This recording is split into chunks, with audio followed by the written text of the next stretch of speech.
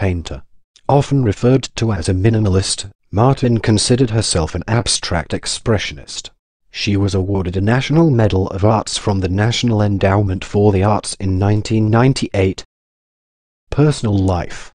Agnes Bernice Martin was born in Macklin, Saskatchewan, grew up in Vancouver, and moved to the United States in 1931, becoming an American citizen in 1940. Martin studied at Western Washington University College of Education, Bellingham, WA, prior to receiving her BA from Teachers College, Columbia University. After hearing lectures by the Zen Buddhist scholar D.T. Suzuki at Columbia, she became interested in Asian thought, not as a religious discipline, but as a code of ethics, a practical how-to for getting through life. A few years following graduation, Martin matriculated at the University of New Mexico, Albuquerque, where she also taught art courses before returning to Columbia University to earn her M.A. She left New York City in 1967 and settled in New Mexico. She built an adobe home for herself there. She lived alone all her adult career.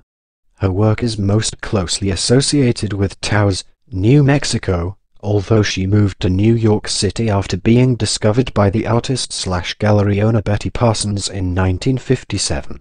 That year, she settled in Coenties Slip in Lower Manhattan, where her friends and neighbors, several of whom were also affiliated with Parsons, included Robert Indiana, Ellsworth Kelly, and Jack Youngman.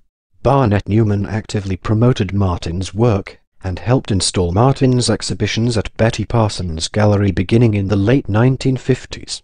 Another close friend and mentor was Ad Reinhardt.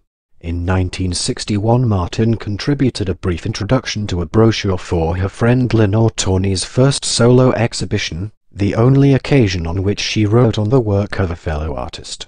In 1967, Reinhardt died and the studio at Coenties Slip was slated for demolition.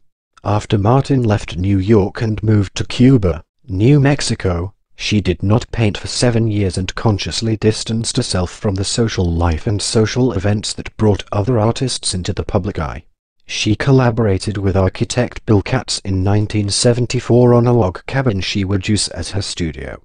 That same year, she completed a group of new paintings and since 1975 has exhibited regularly.